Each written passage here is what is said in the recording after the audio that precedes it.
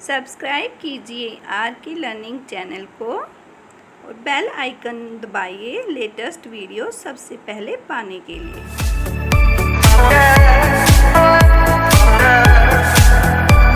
Hello friends, welcome to R K learning academy. Friends, आज की इस वीडियो में हम 24, 25 और 26, 24, 25 और 26 जुलाई 2020 के current affairs as a quiz करेंगे। फ्रेंड्स, आज की इस वीडियो में जो हम एमसीक्यू करेंगे ये सब वेरी इंपॉर्टेंट क्वेश्चंस हैं फ्रेंड्स, और जो आपके हर एग्जाम में आपके लिए बेनिफिशियल रहेंगे। क्योंकि फ्रेंड्स, आप चाहे किसी भी एग्जाम की प्रिपरेशन कर रहे हैं, चाहे आपका यूपीएससी है, एसएससी है, बैंक है, या फिर कोई स्टेट पीसीएस है, या यूजीसी एग्जाम है फ्रेंड्स, या फिर आप टीचिंग फील्ड में किसी भी एग्जाम के लिए प्रिपरेशन कर रहे हैं। फ्रेंड्स, आपके हर एग्जाम में ये करंट अफेयर्स जो होते हैं वेरी इंपॉर्टेंट रोल प्ले करते हैं। और फ्रेंड्स, आज जो हम क्वेश्चंस इस वीडियो में कर रहे हैं ये सब एमसीक्यू आपके most important and selected questions हैं। और फ्रेंड्स, इस टाइप के क्वेश्चंस आपके एग्जाम में आने की पूरी संभावना रहती है। तो आइए फ्रेंड्स, स्टार्ट करते हैं हमारी करंट अफेयर्स की MCQ class. Friends, I hope आपको वीडियो पसंद आएगी, तो प्लीज़ लाइक एंड शेयर जरूर कीजिएगा। आइए देखते हैं हमारा आज का फर्स्ट क्वेश्चन। क्वेश्चन नंबर 1 है फ्रेंड्स, हाल ही में किस देश ने एक बार पुनः वर्ष 1996 के भू हस्तांतरण के प्रस्ताव की ओर संकेत देते हुए सीमा विवाद को सुलझाने के लिए भूटान को एक समाधान पैकेज का प्रस्ताव दिया है? हमें उस देश का नाम बताना है जिसने फिर से दोबारा से 1996 का जो भू हस्तांतरण प्रस्ताव था उसकी ओर संकेत देते हुए सीमा विवाद को सुलझाने के लिए समाधान पैकेज का प्रस्ताव दिया है। किसको फ्रेंड्स? भूटान को। और किस देश ने दिया है यह हमें बताना है। ऑप्शंस देखिए फ्रेंड्स, ए है नेपाल, बी बांग्लादेश, सी है चीन और डी है भारत। फ्रेंड्स, ऑप्शन सी चीन इसका करेक्ट आंसर हो जाएगा, क्योंकि चीन ने इस समाधान पैकेज के तहत जो विवादित पश्चिमी क्षेत्र था डोकलाम सहित, उसके बदले में उत्तर में स्थित विवादित क्षेत्रों को भूटान को देने का प्रस्ताव किया है। ओके फ्रेंड्स, तो हमारी ऑप्शन सी करेक्ट हो जाएगी। चीन ही वह देश है जिसने सीमा विवाद को सुलझाने के लिए भूटान को एक समाधान पैकेज का प्रस्ताव दिया है। आइए नेक्स्ट क्वेश्चन देखते हैं फ्रेंड्स। विश्व डोपिंग रोधी एजेंसी वाडा ने देश की राष्ट्रीय डोप परीक्षण प्रयोगशाला एनडीटीएल के निलंबन को कितने और महीने के लिए बढ़ा दिया है? क्वेश्चन में क्या पूछा है फ्रेंड्स, देख लीजिए। विश्व डोपिंग रोधी एजेंसी है वाडा, ठीक है, उसने क्या किया फ्रेंड्स, हमारे देश की जो राष्ट्रीय डोप परीक्षण प्रयोगशाला है एनडीटीएल, इस एनडीटीएल के निलंबन को उन्होंने कुछ समय के लिए बढ़ा दिया है, और हमें वो टाइम बताना कि कितने महीने के लिए बढ़ा दिया गया है। ओके फ्रेंड्स, ऑप्शंस देख लीजिए। ए है 10 महीने, बी है 6 महीने, सी है 8 महीने और डी है 3 महीने। ऑप्शन बी 6 महीने बिल्कुल सही आंसर हो जाएगा, क्योंकि फ्रेंड्स वाडा ने एनडीटीएल के निलंबन को 6 और महीने के लिए बढ़ा दिया है। और इसे क्यों बढ़ाया गया है? क्योंकि इस प्रयोगशाला के अंतर्राष्ट्रीय स्तर के अनुरूप नहीं होने के कारण निलंबन को बढ़ाया गया है। वाडा ने पिछले साल अगस्त में एनडीटीएल को पहली बार 6 महीने के लिए निलंबित किया था, और अभी फिर से वाडा ने कहा है कि विश्व डोपिंग रोधी एजेंसी ने नई दिल्ली की राष्ट्रीय डोप परीक्षण प्रयोगशाला की मान्यता दूसरी बार 6 महीने के लिए निलंबित कर दी है, क्योंकि फ्रेंड्स यह प्रयोगशाला अंतर्राष्ट्रीय स्तर के अनुरूप नहीं होने के कारण इस निलंबन को बढ़ाया गया है। तो फ्रेंड्स, हमारी ऑप्शन बी 6 महीने करेक्ट हो जाएगी। नेक्स्ट क्वेश्चन देखते हैं फ्रेंड्स। प्रसिद्ध बॉलीवुड अभिनेता सोनू सूद ने श्रमिकों की मदद के लिए निम्न में से किस ऐप को लॉन्च किया है? हमें फ्रेंड्स उस ऐप का लॉन्च बताना है जिसे सोनू सूद ने श्रमिकों की मदद के लिए लॉन्च किया है। ऑप्शंस देख लेते हैं फ्रेंड्स। ए है प्रवासी रोजगार ऐप, बी है हम सफर रोजगार ऐप, और सी है साथी रोजगार ऐप, और डी है सोच रोजगार ऐप। हमारी ऑप्शन ए करेक्ट हो जाएगी। उस ऐप का नाम है प्रवासी रोजगार ऐप, जिसे अभिनेता सोनू सूद ने श्रमिकों की मदद के लिए लॉन्च किया है। और क्यों किया फ्रेंड्स, इसका थोड़ी डिटेल जान लेते हैं। फिल्म अभिनेता जो सोनू सूद हैं, इन्होंने प्रवासी मजदूरों को देश भर में विभिन्न क्षेत्रों में रोजगार के अवसरों का पता लगाने में मदद करने के लिए प्रवासी रोजगार ऐप शुरू किया है। इस प्रवासी रोजगार ऐप से क्या होगा फ्रेंड्स, इसकी मदद से नौकरी ढूंढने से जुड़ी जरूरी जानकारी आसानी से मिल सकेगी। सोनू सूद मुंबई में लॉकडाउन के दौरान फंसे प्रवासी मजदूरों को उनके गृह नगरों तक पहुंचाने में बड़ी भूमिका निभाने वाले एक प्रसिद्ध बॉलीवुड अभिनेता हैं। इन्होंने प्रवासी मजदूरों को उनके घरों तक, उनके गृह नगरों तक पहुंचाने में बड़ी महत्वपूर्ण भूमिका निभाई है। सोनू सूद ने महाराष्ट्र के शहरों से उत्तर प्रदेश, बिहार और दूसरे राज्यों के प्रवासी मजदूरों को उनके गृह नगरों तक पहुंचाने के लिए स्पेशल बसों का इंतजाम किया था। ओके फ्रेंड्स, तो हमारी ऑप्शन ए प्रवासी रोजगार ऐप सही हो जाएगी। नेक्स्ट क्वेश्चन देखते हैं फ्रेंड्स, अमेरिका ने किस देश को ह्यूस्टन में अपना वाणिज्य दूतावास बंद करने का आदेश दिया है? हमें क्या बताना है फ्रेंड्स, देखिए अमेरिका ने एक आदेश दिया है और हमें बताना है ये किस देश को उन्होंने आदेश दिया है कि वो ह्यूस्टन में अपना वाणिज्य दूतावास बंद कर दे। तो किस देश को आदेश दिया फ्रेंड्स, हमें ये बताना है। ऑप्शंस देखिए, ए नेपाल, बी पाकिस्तान, सी चीन और डी रूस। ऑप्शन सी करेक्ट आंसर हो जाएगा। चीन ही वह देश है जिसे अमेरिका ने ह्यूस्टन में उसका वाणिज्य दूतावास बंद करने का आदेश दिया है। और फ्रेंड्स, चीन ने इसका क्या रिस्पॉन्स दिया है? चीन ने इसे अपमानजनक और अनुचित कदम बताया है जिससे दोनों देशों के रिश्तों को नुकसान पहुंचेगा। चीन का कहना है कि यह कदम ऐसे वक्त में आया है जब दुनिया की दो सबसे बड़ी अर्थव्यवस्थाओं के बीच तनाव बढ़ रहा है। ओके फ्रेंड्स, तो हमारी ऑप्शन सी करेक्ट हो जाएगी। नेक्स्ट क्वेश्चन देखिए फ्रेंड्स, हाल ही में किस राज्य सरकार ने वेस्ट टू एनर्जी नाम से एक पहल की शुरुआत की है? तो फ्रेंड्स, वेस्ट टू एनर्जी इस पहल की स्टार्टिंग किस राज्य सरकार ने की है, यह हमें बताना है। ऑप्शंस देखिए फ्रेंड्स, ए बिहार, बी पंजाब, सी झारखंड और डी उत्तराखंड। फ्रेंड्स, आपकी ऑप्शन डी बिल्कुल सही हो जाएगी। उत्तराखंड ही वह राज्य सरकार है जिसने वेस्ट टू एनर्जी नाम से इस पहल की शुरुआत की है। और इस पहल की शुरुआत क्यों की गई फ्रेंड्स, आइए वह भी जान लेते हैं। इसके तहत राज्य सरकार राज्य में उत्पन्न होने वाले अपशिष्ट को, वेस्ट को बिजली में परिवर्तित करने का कार्य करेगी, इलेक्ट्रिसिटी में उसे कन्वर्ट करेगी। और राज्य सरकार द्वारा प्राप्त आंकड़ों के अनुसार उत्तराखंड में वर्तमान में प्रतिदिन 900 टन अपशिष्ट, वेस्ट जिसे कहते हैं, वह पैदा होता है। फ्रेंड्स, उत्तराखंड पर्यावरण संरक्षण और प्रदूषण नियंत्रण बोर्ड के अनुसार राज्य में उत्पन्न अपशिष्ट के माध्यम से लगभग 5 मेगावाट बिजली पैदा की जा सकती है और राज्य में प्रदूषण पर भी कंट्रोल किया जा सकता है। ओके फ्रेंड्स, तो हमारी ऑप्शन डी उत्तराखंड करेक्ट हो जाएगी। आइए नेक्स्ट क्वेश्चन देखते हैं फ्रेंड्स, केंद्र सरकार ने आईटी और बीपीओ कंपनियों के लिए घर से काम करने के लिए जारी निर्देशों को कितनी तारीख तक के लिए बढ़ा दिया है? क्या बताना है फ्रेंड्स हमें, देखिए केंद्र सरकार ने आईटी और बीपीओ कंपनियों के लिए जो घर पर काम कर रहे थे कर्मचारी, उनके जो निर्देश जारी किए गए थे फ्रेंड्स, उनको किस तारीख तक के लिए बढ़ा दिया गया है, ये हमें बताना है। ऑप्शंस देखिए फ्रेंड्स, 31 दिसंबर 2020, 15 अगस्त 2020, 10 अक्टूबर 2020 या 1 दिसंबर 2020।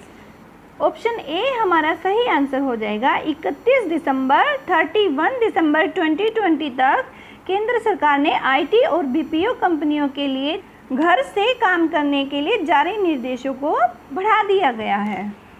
और ये तारीख क्यों बढ़ाई गई है फ्रेंड्स, केंद्र सरकार ने कोरोना के बढ़ते मामलों को देखते हुए आईटी कंपनियों और जो बिजनेस प्रोसेस आउटसोर्सिंग यानी बीपीओ सहित अन्य सेवा प्रदाताओं ओएसपी के लिए वर्क फ्रॉम होम इसकी समय सीमा 31 दिसंबर 2020 तक के लिए बढ़ा दी है।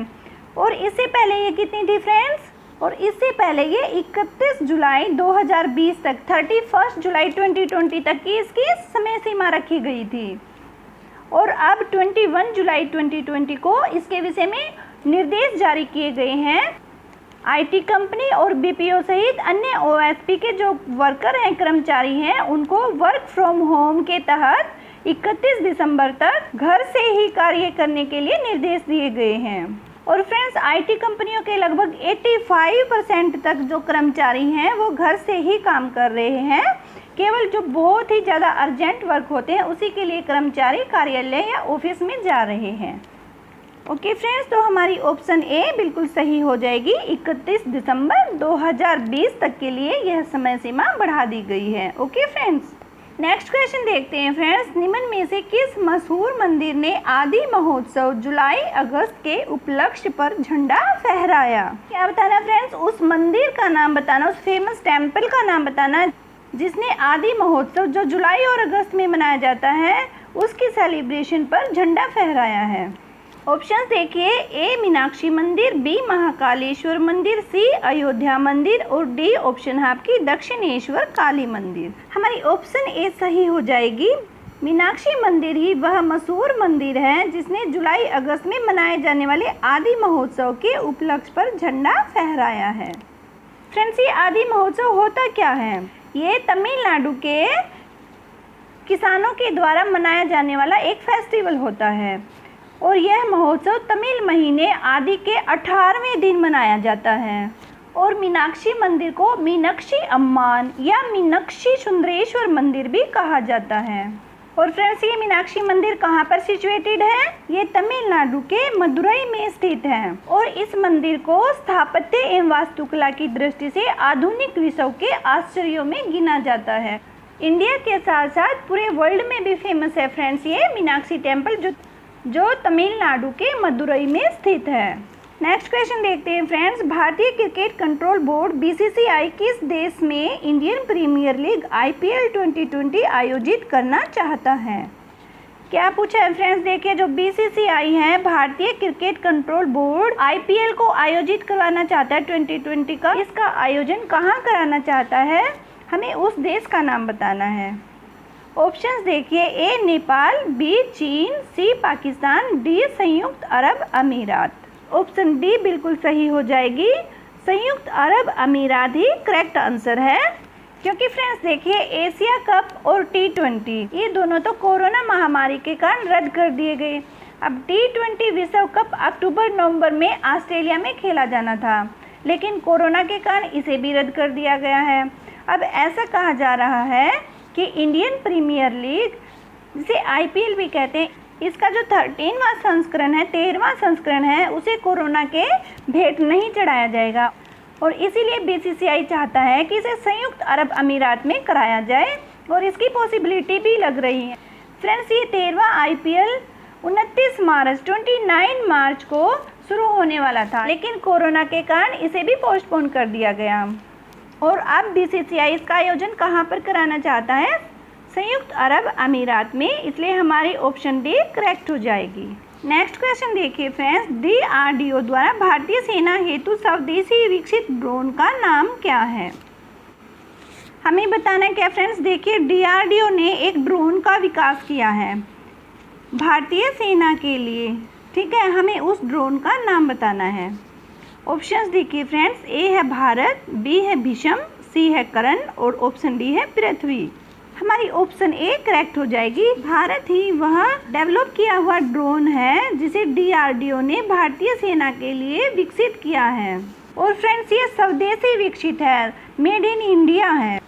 और ये कब विकसित किया गया फ्रेंड्स? भारत चीन तनाव के बीच डीआरडीओ ने एक उच्च क्वालिटी का ड्रोन विकसित किया है जिसका नाम भारत रखा गया है, ठीक है। पूर्वी लद्दाख की वास्तविक नियंत्रण रेखा LAC के ऊंचाई वाले क्षेत्रों और पहाड़ी इलाकों में स्ट्रिक्ट निगरानी के लिए भारत नाम का अपना स्वदेशी ड्रोन बनाया है और फिर इसे इंडियन आर्मी को सौंप दिया गया है। और इस भारत ड्रोन को फ्रेंड्स डीआरडीओ की जो चंडीगढ़ में प्रयोगशाला सिचुएटेड है वहाँ पर तैयार किया गया है। और फ्रेंड्स, इस भारत ड्रोन को क्यों इतना महत्व दिया जा रहा है? क्योंकि इस ड्रोन को वर्ल्ड में सबसे एक्टिव और फास्ट यानी सबसे चुस्त और लाइट वेटेड यानी हल्का ऐसा ड्रोन है और इसे वर्ल्ड के सबसे चुस्त और हल्के निगरानी ड्रोन के रूप में सूचीबद्ध भी किया जा सकता है। ओके फ्रेंड्स, तो हमारी ऑप्शन ए बिल्कुल करेक्ट हो जाएगी। भारत ही वह ड्रोन है जिसे डीआरडीओ ने भारतीय सेना के लिए स्वदेश में ही विकसित किया है। नेक्स्ट क्वेश्चन देखते हैं फ्रेंड्स। ओडिशा सरकार ने किस लोकप्रिय लोकगीत के नाम पर संबलपुर जिले के बिलुंग गांव का नाम बदल दिया है? हमें बताना क्या फ्रेंड्स, वो देखिए किस लोकप्रिय लोकगीत के नाम पर। ठीक है, हमें उस लोकप्रिय लोकगीत का नाम बताना है जिसके नाम पर संबलपुर जिले के बिलुंग गांव का नाम बदल दिया गया है। इस गवर्नमेंट ने बदला फ्रेंड्स, ये उड़ीसा सरकार ने बदला है। ठीक है, तो हमें उस लोकप्रिय लोकगीत का नाम बताना है। ऑप्शंस देखिए फ्रेंड्स, ए रंगबत्ती, बी गीता गोविंदा, सी राहुल सचदेवा और डी गोविंद प्रभाकर। फ्रेंड्स हमारी ऑप्शन ए करेक्ट हो जाएगी। रंगबत्ती ही वह लोकप्रिय लोकगीत है जिसके नाम पर संबलपुर जिले के बिलुंग गांव का नाम बदल दिया गया है। इसका नया नाम रंगबत्ती बिलुंग रखा गया है। क्यों रखा गया फ्रेंड्स? दरअसल जो लोकप्रिय गीत रंगबत्ती है, इसके गीतकार हैं मित्र भानु गोंतिया। जो ये गीतकार हैं मित्र भानु गोंतिया, इनका जन्म इसी गांव में हुआ था। रंगबत्ती गीत को पहली बार आकाशवाणी के माध्यम से सुना गया था और इसको भारत की कई अन्य क्षेत्रीय भाषाओं में फिर से गढ़े जाने का अनूठा गौरव प्राप्त है। यह गीत पश्चिम बंगाल, झारखंड, बिहार के साथ साथ छत्तीसगढ़ में भी बहुत ही लोकप्रिय लोकगीत माना जाता है। नेक्स्ट क्वेश्चन देखते हैं फ्रेंड्स, दक्षिण कोरिया ने किस नाम से अपना पहला सैन्य संचार उपग्रह लॉन्च किया है? किसने फ्रेंड्स? दक्षिण कोरिया ने। और इसने क्या किया फ्रेंड्स? अपना पहला सैन्य संचार उपग्रह लॉन्च किया है। उसका हमें नाम बताना कि वो किस नाम से है। ऑप्शंस देखिए फ्रेंड्स, ए है ग्लोनास, बी है एनासिस, सी है मीसेट और डी है नन। फ्रेंड्स हमारी ऑप्शन बी करेक्ट हो जाएगी। एनासिस ही वह सैन्य संचार उपग्रह है जिसे दक्षिण कोरिया ने पहली बार लॉन्च किया है। और इसके कुछ फैक्ट्स हैं फ्रेंड्स, वो भी देख लीजिए। दक्षिण कोरिया ने अपना पहला सैन्य संचार उपग्रह सेना, नौसेना, वायुसेना उपग्रह सूचना प्रणाली 2 एनासिस सेकंड लॉन्च किया है और इस उपग्रह को फाल्कन 9 रॉकेट का उपयोग करके अमेरिकी अंतरिक्ष फर्म स्पेस एक्स द्वारा लॉन्च किया था। ओके फ्रेंड्स, आइए नेक्स्ट क्वेश्चन देख लेते हैं। एसबीआई जनरल इंश्योरेंस का एमडी एवं सीईओ किसे बनाया गया है? ऑप्शंस देखिए फ्रेंड्स, ए पीसी कांडपाल, बी भूषण महापात्रा, सी अश्विनी कुमार तिवारी और डी है नन। ऑप्शन ए सही हो जाएगी फ्रेंड्स हमारी, पीसी कांडपाल। पीसी कांडपाल को ही एसबीआई जनरल इंश्योरेंस का एमडी एवं सीईओ बनाया गया है। नेक्स्ट क्वेश्चन देखिए फ्रेंड्स, आईसीसी के लार प्रतिबंध का उल्लंघन करने वाले निम्न में से पहले क्रिकेटर कौन बन गए हैं? ऑप्शंस देखिए, A Tim Paine, B Virat Kohli, C Dom Sibley, option D है बेन स्टोक्स। फ्रेंड्स हमारी ऑप्शन सी करेक्ट हो जाएगी। डॉन सिबले ही वह पहले क्रिकेटर बन गए हैं फ्रेंड्स जिन्होंने आईसीसी के लार प्रतिबंध का उल्लंघन किया है।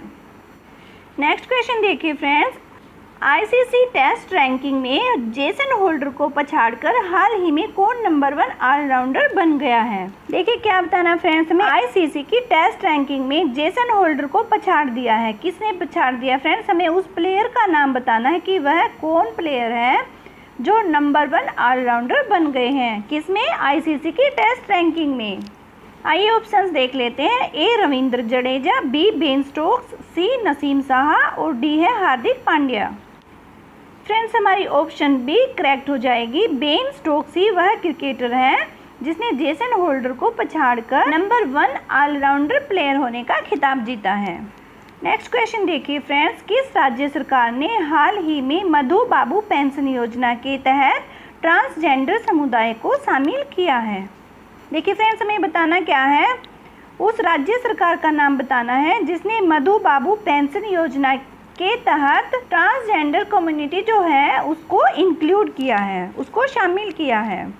कौन सी योजना फ्रेंड्स? मधु बाबू पेंशन योजना के तहत। और कौन सी गवर्नमेंट ने किया है वो हमें बताना है। ऑप्शंस देखिए, ए ओडिशा, बी तेलंगाना, सी कर्नाटक और डी तमिलनाडु। फ्रेंड्स हमारी ऑप्शन ए करेक्ट हो जाएगी। ओडिशा ही वह राज्य सरकार है जिसने मधु बाबू पेंशन योजना के तहत ट्रांसजेंडर कम्युनिटी को भी शामिल किया है। और फ्रेंड्स ओडिशा के मुख्यमंत्री कौन है? नवीन पटनायक। इन्होंने बेसहारा बुजुर्गों, दिव्यांगजन और विधवाओं को वित्तीय मदद देने वाली मधु बाबू पेंशन योजना के लाभार्थियों में ट्रांसजेंडर समुदाय के लोगों को भी शामिल किए जाने के लिए मंजूरी दे दी है। और करीब 5000 ट्रांसजेंडर लोगों को उनकी एज के आधार पर, उनकी आयु के आधार पर 500 से 900 रुपये, 500 से 900 रुपये तक की मासिक पेंशन दी जाएगी। तो फ्रेंड्स हमारी ऑप्शन ए करेक्ट हो जाती है। ओके, नेक्स्ट क्वेश्चन देखिए फ्रेंड्स, किस देश का नागरिक उड्डयन प्राधिकरण रावण के उड्डयन मार्गों पर शोध करेगा? क्या बताना फ्रेंड्स, देखिए किस देश का, हमें उस देश का नाम बताना है जिसका नागरिक उड्डयन प्राधिकरण रावण के उड्डयन मार्गों पर शोध करेगा। और फ्रेंड्स आप देखिए रावण थे श्रीलंका में, तो आप रावण से इसका आंसर कनेक्ट कर लीजिए, श्रीलंका ही इसका आंसर होगा। तो हमारी ऑप्शन सी सही हो जाएगी, श्रीलंका ही वह देश है जिसका नागरिक उड्डयन प्राधिकरण रावण के उड्डयन मार्गों पर शोध करेगा, रिसर्च करेगा। ओके फ्रेंड्स, तो हमारी ऑप्शन सी श्रीलंका करेक्ट हो जाएगी। और इस पर क्या कहा गया फ्रेंड्स, देखिए इस पर विस्तृत शोध किए जाने की आवश्यकता है, क्योंकि पौराणिक कथाओं और रामायण के अनुसार रावण के पास पुष्पक विमान था फ्रेंड्स, और इसी विमान पर उन्होंने सीता माता का अपहरण किया था जो उनका मन की गति से चलता था। इसी विषय में यहाँ पर रिसर्च की जाएगी।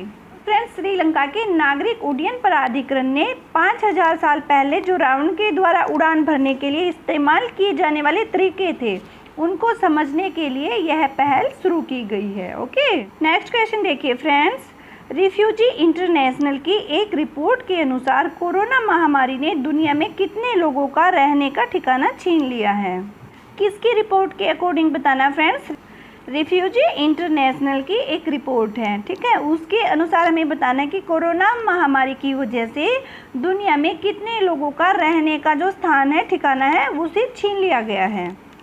और फ्रेंड्स इसकी ऑप्शन बी हमारी सही हो जाएगी, 16 करोड़ यानी 16 करोड़ ऐसे लोग हैं जो कोरोना महामारी के कारण बेघर हो गए हैं, उनका रहने का ठिकाना छीन गया है। नेक्स्ट क्वेश्चन देखिए फ्रेंड्स, टोंज मीडिया ग्रुप के लीजेंड ऑफ एनिमेशन पुरस्कार 2020 से किसे सम्मानित किया गया है? हमें क्या बताना है फ्रेंड्स, देखिए टोंज मीडिया ग्रुप है, ठीक है, और इसका लीजेंड ऑफ एनिमेशन ये अवार्ड दिया जाता है, और ये 2020 का पुरस्कार किसे मिला है फ्रेंड्स, वो हमें बताना है। इस लीजेंड ऑफ एनिमेशन पुरस्कार से किसको सम्मानित किया गया है? ऑप्शंस देखिए, ए अर्नब चौधरी, बी मोरिशाना कायट, सी मारियाना वर्दिनाइनिस और डी नन।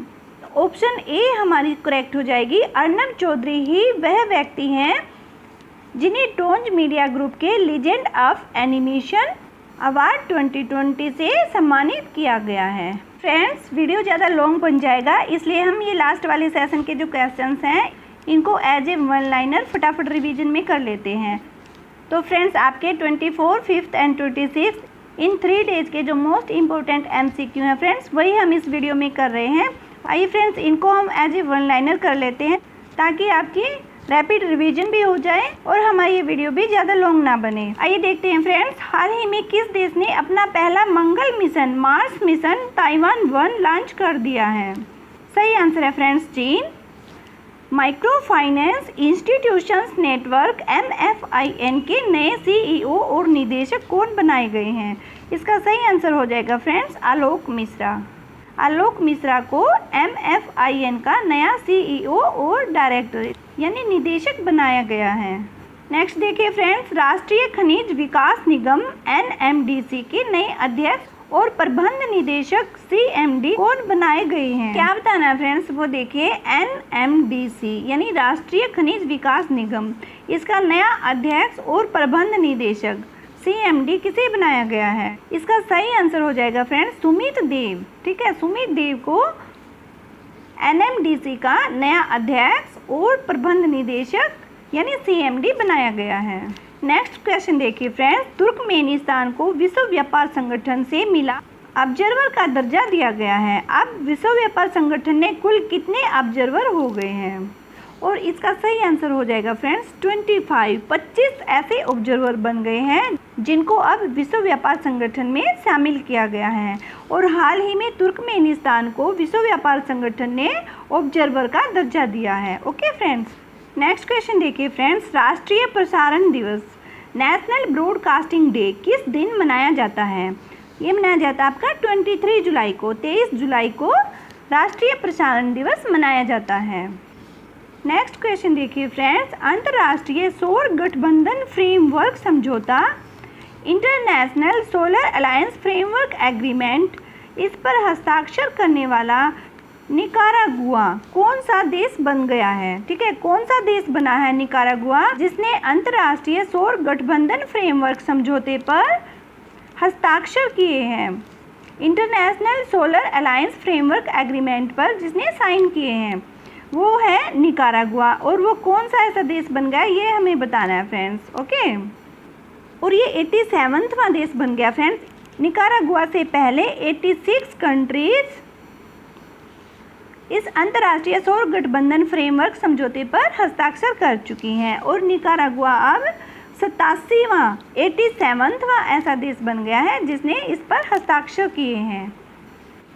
नेक्स्ट क्वेश्चन देखिए फ्रेंड्स, चर्चा में चल रहे काकरापार परमाणु ऊर्जा संयंत्र भारत के किस राज्य में स्थित है?